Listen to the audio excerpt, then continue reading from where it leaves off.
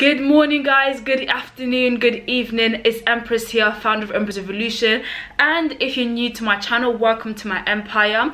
Today I have a quick but detailed video for you all, a story about my journey and how I got started in the makeup industry, and I've got five tips for you guys if you are looking to start your journey, if you've already started but feeling a bit discouraged with the whole pandemic, or getting that many clients. These are 5 tips if you want to know how I started my journey, what is going on now, and my tips, my tricks, my happy days, my stressful days, and the things that I went through in this journey. You do see me also looking down.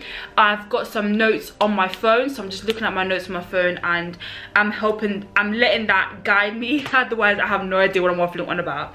So why makeup? Why makeup artistry? Why the journey? So I've been a makeup artist now for about 5.5 years. Yes, 5.5 years. So I started my journey at 2016 July, and I remember this very clearly because I got into makeup by accident. Everyone always asks me, so what led you to makeup? Did you have a passion when you was young? I mean, did you wear a lot of makeup? Did your mom wear makeup? Were you always around makeup artists?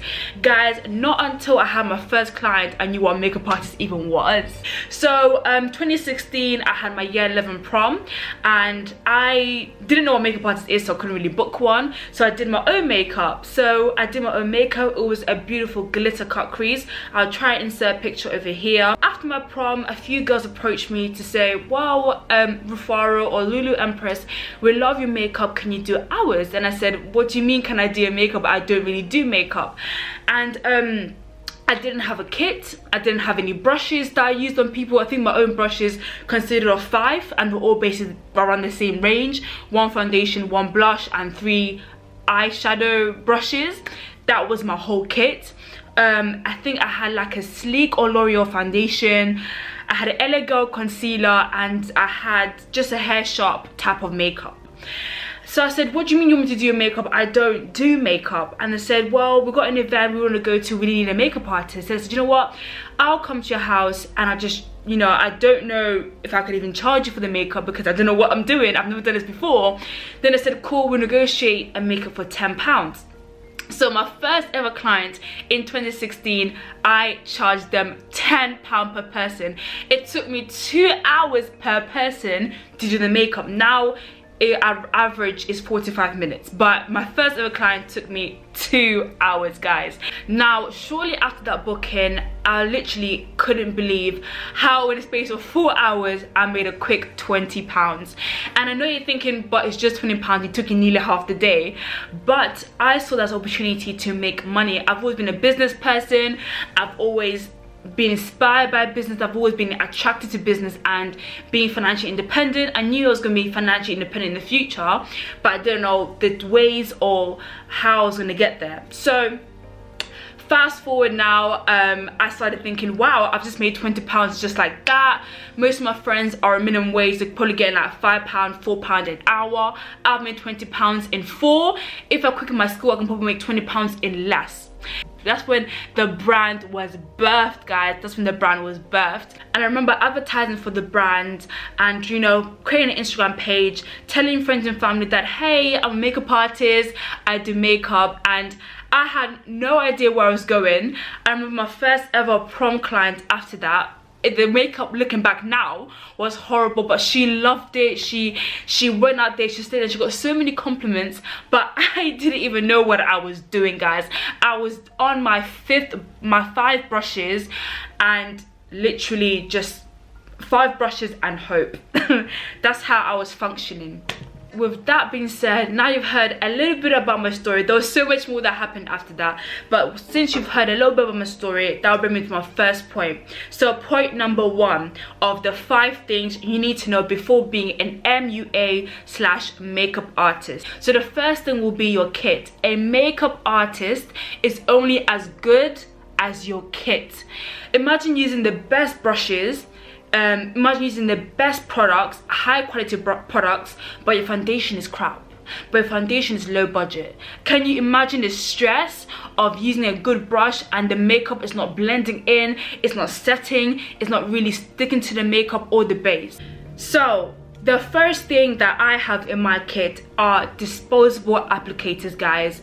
You need to be sanitary, you need to be hygienic. You can't use the same brush on every client without cleaning it. You need to make sure your brushes and your kit is very clean. So disposable applicators, that includes your lip ones for your lipsticks. You can't apply the lipstick directly onto this client, directly onto that client. It's not gonna happen, guys. You will cross-contaminate, and it's COVID and it's disgusting. Don't do it. You need your disposable lash ones. So I use mascara, disposable mascara ones for fluffing up the brushes, and then apply mascara and just, you know, tidying up generally. You also will need a variety of shades of foundation. Guys, get yourself 5 foundations, some light, some dark, and guess what you do? You can mix them. You can always mix them to get the right perfect shades for your clients, but it's good to have a variety of them so you can do the mixing. If you have one dark, one light, it's not one shade fits all. Everyone has different skin types, skin shades. It's going to be difficult for you. What you need to invest in is a good eyeshadow palette. Guys, I use a Morphe eyeshadow palette. I think it's 39A, something like that. I'll put on the screen. And this Morphe palette has all the shades. It's got neutral tones, it's got light tones. So I know from that one palette I can do a daytime look, I can do an evening look, I can spice it up, smoke it up, anything you want to do, that palette can do all. Because I know, guys, when you start up as a makeup artist, building your case can be very expensive. Trust me, as 5 years on, my case is nowhere where I want it to be, and I'm still building. So get a good eyeshadow palette, get good brushes. Just get a decent 20-piece brush set, and at least you can always alternate between, if you get maybe like 5 foundation brushes, maybe like 10 eyeshadow brushes, and then you mix it up and add your beauty sponges and everything else. That will be easier for you to kind of function as a makeup artist, because you will be cleaning your brushes after every client. So that's the first thing around your kit, guys. Your kit, you're only as good as your kit. So the second thing that I want to say, guys, before becoming an MUA, makeup artist, is building your clients and target audience is very important. So when I started doing makeup, I didn't even know what my target audience was, and that is okay. You kind of learn to see who you're comfortable being around, who you're not comfortable being around, who your clients are. My brand focuses on luxury makeup and how to, you know, provide luxury products and luxury service for people, for women. So I will probably attract women of luxury because of my brand vision. That means on my page I don't have filtered photos, I don't have over edited photos. My page is clean, it's neat, it's straight to the point, and it tells people what I do, and it really reflects the brand well. So that is the thing that I'm going to say about building your clients. It's very important where you build your clients, how you build your clients. And there's one thing in makeup that I've learned. You can have your social media page, you can have your Instagram page, Facebook, you can have even a YouTube channel, but word of mouth, for me anyways, is the most powerful way of building my brand and building my business, is word of mouth. So the third thing that I'm going to touch on now that is very crucial is self-taught is not enough. I said it. No, I'm not taking it back. I said it. Hear me out. Now, I might be a hypocrite and everything because I did start off as self-taught. I am self-taught. I learned my makeup skills off YouTube. But now that I've grown into the industry, I now know where I'm taking the vision and the brand. Self-taught is not enough, right? Like, again, you can come for me, that is okay, I will survive. But I'm just speaking on my own experience. Now, the reason why I say self-taught isn't enough, even though it's great that you've taught yourself a skill, you know, you've got that credibility, you've got that, you know, oh my gosh, I've learned something new, I did it by myself, it's great. But there are things, as you grow as a business, you need to be covered for. So being self-taught will not cover you for any insurances. Being self-taught will not allow you to build more credibility in your business. Being self-taught will not allow you to reach certain avenues if you want to grow as a makeup artist. when you're building a business, there's more to think about than just your talent. Your talent is basically 10% of the whole thing. There's loads of criteria you need to build on to be a successful makeup artist, in my opinion. So the fourth topic and the fourth point that I'm going to touch on today is talent without customer service is dead. Like, I'm very sorry if you feel targeted today, or if you feel like I'm really coming at you, but these are things that as a makeup artist I have learned to allow customers to trust you and allow customers to keep coming back and booking your service.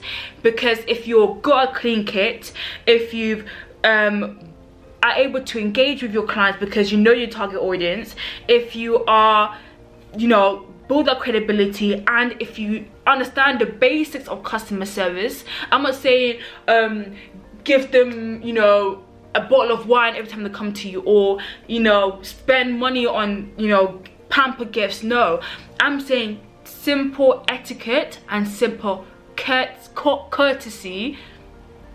Hey, what's the English? Simple etiquette, yeah, can actually help you take your business the next level. Like I previously mentioned before, I cater to luxury women and also a luxury brand. So having etiquette and having respect for your client's home, family environment, and just them is very important. Now, Empress, how can I boost my customer service? How can I actually engage with my customers more? How can I allow my clients to trust me more? Well, I'm glad you asked. The first thing is your response time. I have had some people say, well, you know, I messaged you and you didn't get back to me, or I sent you a message last week and the makeup artist didn't return my call, or that I'm still waiting for a response back. The first thing is, how do you respond? So as a makeup artist, you need to be on time. I don't care if you've had the client for 10 years. I don't care if the client's your mom, your auntie, your uncle, your dog's best friend's sister. I do not care. You need to be on time to your clients, because that is how you build a relationship with your clients. That's when you build a trusting relationship with your clients. Now, if there's a time when you cannot take a booking, you cannot fulfill that client, at least your back is covered, because they know, one, Empress is always on time, Empress is always efficient with her time and her job, and Empress is trustworthy. You get what I'm saying? Now guys, the last and final thing, the fifth thing that you need to know before becoming a makeup artist, or maybe you are a makeup artist and you're still growing, is the power of social media. And that is understanding where to market your business and how to market your business. So the first thing that I would say is, and also building that constant relationship with your clients. So whenever I have a client, you know, I might go to the house, do the makeup and take a photo for my own page and stuff like that. And I'll say to the client, okay, can I have your number? Can I send you the pictures from today? So I'll go home, edit the photos and send them over. Hey, XYZ, thanks for your booking today. Here are the photos from today's booking. Let me know if you have any questions or if you've got any feedback, and share on to my page. So then now I've started that relationship. So what I do when I'm marketing or when I'm trying to grow my business, I don't just stick to the makeup when the client's at my house or when I'm at the client's house. I take it this step further. So I will communicate and I will continue to build a relationship with my clients after the makeup. So I don't just stick to the relationship building on the actual appointments. I carry on after. Facebook. People have undermined Facebook. My demographic is usually the older generation of women, so they're probably in their late 20s, early 40s brackets, and I've seen that Facebook is one way that they interact with things that they like, or most of those women are in Facebook groups. So let's say I just want makeup, they post in one Facebook group. One Facebook group has about maybe 50 women, they post into their Facebook group, and then so on and so forth. And that's how the word of mouth grows, guys. That's how the word of mouth grows. So I will try and even though I'm not as consistent on Facebook because most of my clients are from Instagram, I will try and engage. So guys, my camera is telling me now that it's about to die. I just want to say a big thank you to you guys for tuning in today. A big thank you guys for being here and listen to me waffle, listen to me give you these quick tips that I've learned as a makeup artist. And before you go, I just want to say please like, share, comment and subscribe. Tell a friend to tell a friend about my makeup channel, about my vlogs, about everything that I do on this YouTube channel. And if there's something that I'm not covering that you want me to cover, please let me know. Without further ado, have a lovely day. Take care. Bye.